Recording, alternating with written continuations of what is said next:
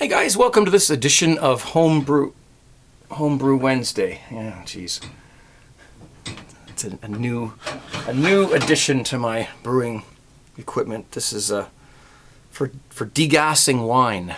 You put a drill on it and you spin it inside the carboy. You stick it in there and give it a whirl, and it gets all the CO2 out of the wine. You could probably also use it to sort of do the opposite when it comes to making beer. When you need to oxygenate, you could stick this in and whip it around and get the oxygen in. So there you go. It's kind of weird that it does two opposite things, but anyways, happy Homebrew Wednesday. I'm sorry this one's a little bit late. I've got a beautiful homebrew here. Look at how clear. If the glass is only as clean as it should be. It's got fingerprints, but that's a nice clear. Can you see through that? Beautiful. Just goes to show you a little bit of time, a little bit of patience. What that will do in a keg. This is and it's frothing up. It's frosting up. This is just a homebrew kit. What was it? It was a Brew Canada draft. And yeah, I'm actually pretty impressed with that. It's been a while since I've had one clear up that nicely.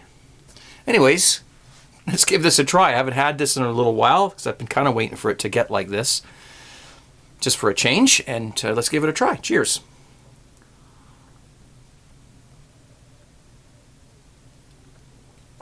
Wow, that's a nice beer. It's just a basic ale, sort of. Not, well, it's between an ale and a Pilsner, really, is what that kind of is. It's not quite as ale-y as an ale, but it's not quite as light colored as a Pilsner. And they call it a draft. It's kind of something like what you'd get out of at a bar, off tap. And it's nice. You know what? Listen, I love homebrew beer, and I brew all different methods. And if I run out of homebrew, guess what I'm doing? I'm going to the store and I'm buying some cheap ass crap that this does not taste as good as this, even though this is a simple beer kit. It still tastes better than if I had to go out and buy some in a pinch. So I'm often running right off the bat. And of course, it's, the sky's the limit from there.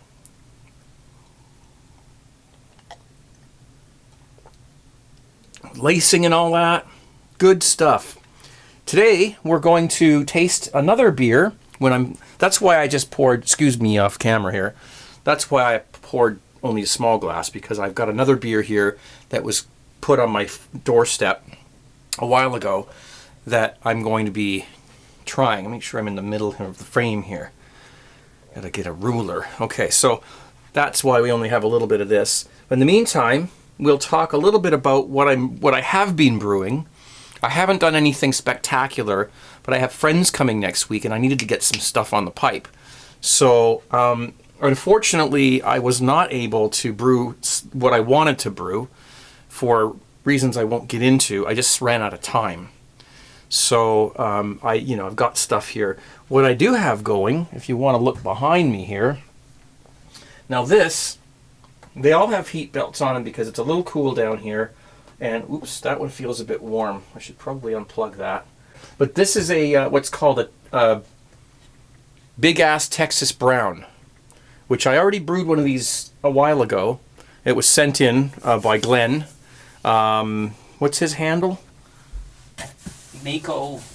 Got another one here. I have to do 82 Mako 20. Sorry, I can't remember all these names. I knew his name was Glenn. That one's ready to go in the keg. So probably tomorrow I'll get that in there, and it'll be ready by Friday for my broadcast. And the other fermenter is just a, look at the crowds on that. Whew. That's just Cooper's. God, even without the heat belts, they get warm. I mean, it's only 69 degrees down here, according to that. And the heat that these things generate on their own, you got to be careful. So that's a Cooper's Brown Ale.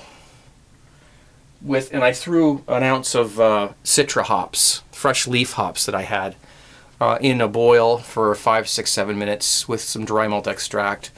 And I did what we call the 5 and 7. Now, I'm not going to, if you want to know what the 5 and 7 is, I'm going to put a link down below in the description that will take you right to an article that I wrote on the 17 Brew Crew forum that explains what it is, why I came up with it, why 5 and 7. Okay, it's 500 grams of dry malt extract, 700 grams of dextrose. Why did I come up with those figures, and what's the whole purpose of it? The article is there. You'll have no questions. You don't have to be a member of the 17brewcrew.com forum to go and read these things. Okay, so if you're not a member, it doesn't matter. Just go in, read it, and while you're there, browse around and see, maybe you might want to become a member. It's a great forum. I love it. So that's what we're brewing. Over here, we've got now this is where I've got to get the boxes, because I can never remember how to pronounce these things. This is a Wine Expert Island Mist. Pinot Noir. I'm not a Frenchman, sorry. Pinot Noir? Is that how you say it? Anyway, it's a blueberry flavored wine. Okay? So I decided to go off the, beaten path for once and brew something different. This one has, it's got the wine juice in there, and then it has one of these, I don't want to spill the beer, flavor packs, or what do they call these? X packs, N packs, M packs? I don't know. Anyway, flavor packs that go in at the end when everything is done. And so I'm looking forward to it. The only thing, I'm a little disappointed, I didn't realize it when I bought it. It's not disappointing, it's just I was surprised to know that it's probably only going to be about 7% alcohol instead of 12. But that's nice, because you can drink a few of them and you don't get sloshed. All right, and then over there off camera, you can't see it because this is all full here. So over there on my workbench, I have this is a California Connoisseur, and it's a Cabernet Sauvignon. Cabernet Sauvignon. Again, I am not a Frenchman, but all these damn wines are French. You got to pronounce them right, or you get teased. I remember in one of my old winemaking videos, I said Riesling instead of Riesling. Riesling is a type of grape they used to make white wine, and I said Riesling because that's what it's spelt like. That was a long time ago. I didn't know anything about anything back then. But anyways, that's it. So that's what's brewing, and that's why I haven't filmed anything, because everything was kind of, oh shoot, I can't brew anything like really special because I don't have a lot of time before my friends show up from other countries. So it's a special occasion, and I needed to get things rolling. So I have to wait until these are empty before I can put on the other things I want to do. I want to do a stout, and I want to finally do this. Let's tell you what this is. I've been talking about this for weeks. It's called a Pedro the Welder. I think I've shown this, but anyway, it's heavy too. And there's a lot of hops in that one. I'm just waiting for the right time. I was going to do that and then make a video. But I gotta get beer in kegs. That's the important part. My friends who are coming, not really huge, beer drinkers anyway. They do drink beer, but it's not like I need to have all this beer around for them, so it's not a big deal. They'll probably have a couple glasses, and they're bringing some too, so there's going to be lots to drink, plus some wine. So no problem there. What else is going on? There's really not much. I mean, I don't know what you guys want me to, these are supposed to be updates every week. I'm not going to do somersaults or, anything, set off firecrackers on these videos every week. It's just me having a beer, keeping you guys updated, and I know a lot of you enjoy just sitting back and having a beer, watching me babble on. I got it in a Corona glass. I don't know why. Well, it's a good glass. It just happens to have the word Corona on it. Corona is a odd style of beer, or odd brand of beer. I like it with a little bit of lime in it. And, that's how you drink that. If you want to make a Corona style beer, you get like you make a Mexican cerveza, or what I like to do is just get a Canadian blonde beer kit and brew it up, and then just put lime in the beer when you're done. You know, squeeze a little bit of fresh lime in there. Probably would even be good in this too.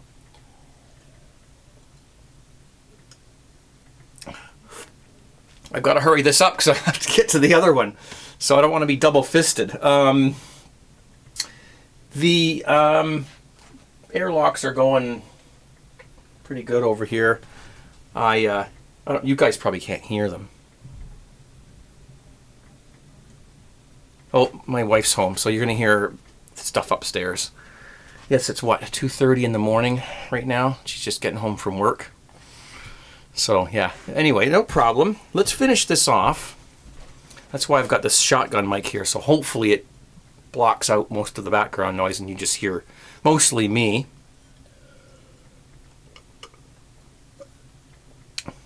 Nice stuff. Glad to know I've got some of that left. Hey, I just wanted to take this opportunity to thank Jack from Cupertino, California for his very kind donation. He visited my website, my music site. I'll just take you over here quickly with this GoPro camera and just scroll down. I've got a little bit of a description up top here of how I got into music and what that's all about. And then down below here, there's my songs. You just click on these links and you can download the songs for free. It's absolutely free. Everything is free. There's a donate button there if you do feel like you want to do that. If you enjoy the music, I would really appreciate that, but you do not have to do that. Absolutely not necessary. Just download the music. There's descriptions underneath every song, how they were written, how they were recorded and whatnot. And some of my better music is here. So that is for you, absolutely for free. And thank you very much to Jack. Thanks, Jack. The money's already been put to very good use. So cheers to you, and thanks so much. Enjoy. Let's get this other beer that we're talking about here, okay, that we want to try. Let's give a bit of an explanation here. About a month and a half ago, I think it was about that long ago, a fellow by the name of Jay dropped off a couple of beers. One of them was Duran's Hand. I hope I'm pronouncing that properly, which is a beer that him and a fellow from Australia came up with, and they, came up with the recipe, and he made one up and he brought it over to me, and I did a review on that a little while ago. So if you want to look back on my channel, you'll see that a home brew review. But what this is he says it's an experimental beer, so we don't know what it's going to taste like. It's a Belgian style IPA. Okay, so he just wrote on it. There's nothing special here on the label. It's 2 beer kits, liquid malt extract, and hops. Okay, and it says don't chill until mid-October. 6.9% ABV. So I didn't chill it until mid-October, and then do not open until late October. Bottled September 20th. Well, it's the end of October, I think, at this point, or nearly. So now when he brought it, it was just bottle conditioning, and it was cloudy as all get out, and then it cleared up beautifully.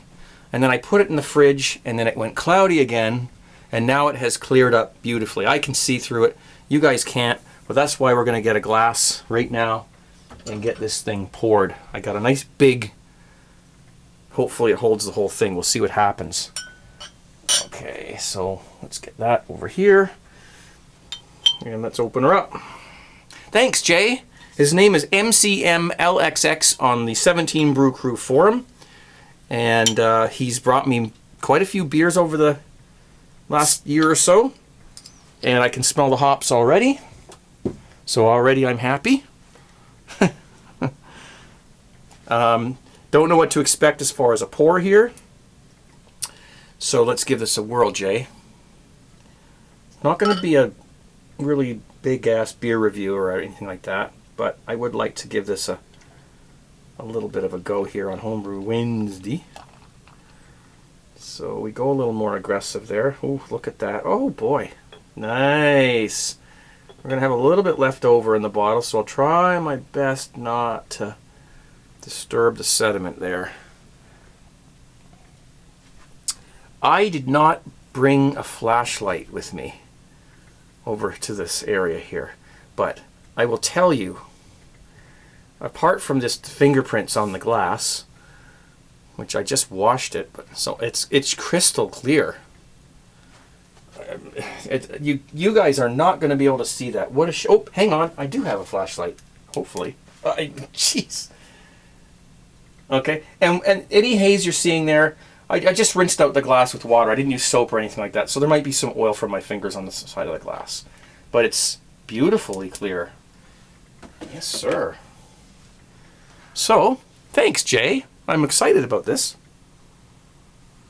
Definitely that beautiful hop aroma that just makes you want to just lay down and go to sleep, because that's what hops do. They're very calming things. So if you're a kind of a nervous person, or you're going through something stressful, drink a hoppy beer. Jay, that looks absolutely, if you're watching, absolutely gorgeous. So a Belgian style IPA. Cheers.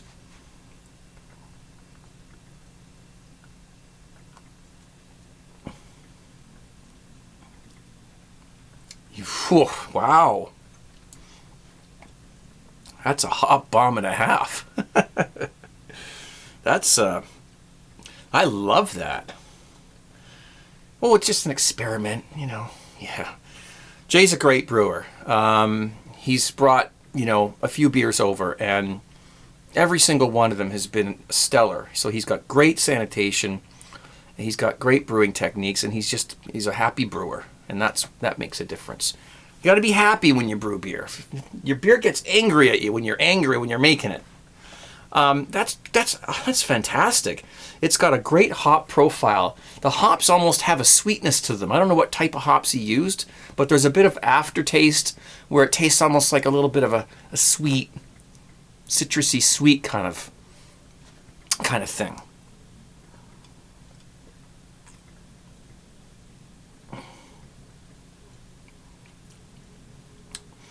You get that grapefruity thing up front. As it goes down, it gets kind of piney. And then a little bit later on, it's sweet. It's nice. That's a beautiful experience, this beer. I'm going to ask him how he made this. Like exactly how, because I want to make it. Excellent. Wow. All right, I'm going to put it down. Save some for after the video. Well, listen, guys, listen. However you brew, and, you know, trust me, if I had the space down here, would I ever love to set up, you know, the 3-tier brewing system, where you've got your hot liquor tank up here, your mash tun here, your boil kettle down here on a stand with a propane burner. I would absolutely love to do that. I can't. And unfortunately, you know, really, sometimes I think that, you know, I should really be the one to do that, but I can't. I just can't do it. Do I have a backyard? Yes, I do. But I have nowhere to store the equipment when it's not being used. You need a garage or some place to, you know, to put it away. I don't have that. Imagine me carrying a big metal stand up a set of stairs back through the back door and down the basement stairs and storing it somewhere around here so that there would be no room to walk around. It just can't happen. And that's a totally viable example of, you know, why people do brew more simplistic methods with extract, because they want to make their own beer and they've got that option. The option is there to use the extract that you've got on hand, and if it's fresh and good quality, Bob's your uncle all day. It's awesome. So that's the choice that we have, and I think that's the important thing that I want people to take away from my videos, is that you have a choice, and you should, if you're happy with your choice of how you brew, then you should just be happy with that, and then that's where it ends. Not to be too concerned about how other people are doing it, or how this person brews or what that person uses to brew or whatever. And I'm always trying to make sure that I don't bias towards one or the other. I know there are some people out there who think that I bias towards extract. Well, that's because I do extract brewing most of the time. But let's set the record straight right now. There is no better way to brew. It's what's right for you. And that even rhymes. See, that was pretty cool. So, that's the thing. There's no better way or worse way to brew. Whatever works for the individual person, that's what's better. I would assume that all grain brewers tend to be biased towards all grain brewing. Of course they are. So, there's the kettle calling the kettle black. I mean, it's, there you go. If I may be biased towards extract brewing. But as a person who tends to reach a lot of people on my channel here on YouTube, just know that if I had more space and more time, I would be all grain brewing a lot more. You know why? Because I love it. I love the freshness of it. I love the procedure. I love the smell of the mash. I love to know that I did it myself. Everything from grain to glass, I did it all myself. It's the beauty of it. It's the power of knowing what you put into it. Every single grain that went in, you know what that was. Okay? So, that's the great part. But I don't have that much space or time. So I do have to use extracts to brew. And so do you sometimes, maybe. Some of you. And I know Jay, I don't know what his lifestyle is like, but I'll tell you what, this being an all extract beer, and it's fantastic, right? So at the end of the day, the brew day, I guess it really doesn't matter how you made the beer as long as it tastes good. And sure, if you want to know that you made it from grains and that sort of adds to the satisfaction of drinking it when it's done, totally understandable. Totally, because when I know myself, if I'm writing a song or I'm doing some musical thing, if I'm using pre-recorded drum parts, it's all I can do. I haven't got room down here or the microphones to record real drums. Okay? So I have to use a drum machine or some sort of a program that creates the drum track. I'm not all that happy about it, okay? But it's all I've got. I would much rather play my own drums on my songs when I'm doing stuff, right? Which I haven't written a song I haven't finished a song in a while. I've written stuff. I just haven't finished anything. But the point of the matter is it's the same thing. When you record a song, if you're a musician, you're playing all your own instruments. A real guitar, real drums, real bass, real everything. It's really satisfying to know that you did that. But if you can't fit a grand piano in your bedroom or your recording studio, your basement or your living room, whatever, then you're going to have to use something else, something digital, something sampled or whatever. And you do what you can with what you've got. And it's the same with this. You do what you can with what you've got, and if you haven't got the time or the space or the wherewithal to do all grain brewing, you've got a choice. That's the beauty of it. I'm going to get the heck out of here. I think I'm getting rambling. So I shall say farewell for this week. And thank you. Please check out my live broadcast on Friday night. It's vonlive.tv/CraigTube, 10 o'clock Eastern Standard Time, Friday night. And my vinyl channel for vinyl records, that's all the links are down below for these things. The 17 Brew Crew forum. And if you want one of these absolutely amazing t-shirts with the thick ink that's never going to wear out, no, I can't say that, but they're very durable and very, very well-made shirts, I must say. You can go to tgtshirts.com and help support everything I do. I'm going to go off in a corner somewhere and finish this beer and pour the rest and just enjoy this beautiful Belgian-style IPA with all those hops in there and the nice, look at the color of that, Beautiful profile that this beer has. And thank you again, Jay, for bringing this. Anytime you want me to try a beer, I have no problem with it. It's all good. So thank you very much, guys, for watching. Please thumb up. Please comment down below. And subscribe to my other channels and whatnot. And we'll see you real soon. Thank you very much. I got a Craig's Kitchen in the works. Okay? Cameras are being set up. So stay tuned. Cheers.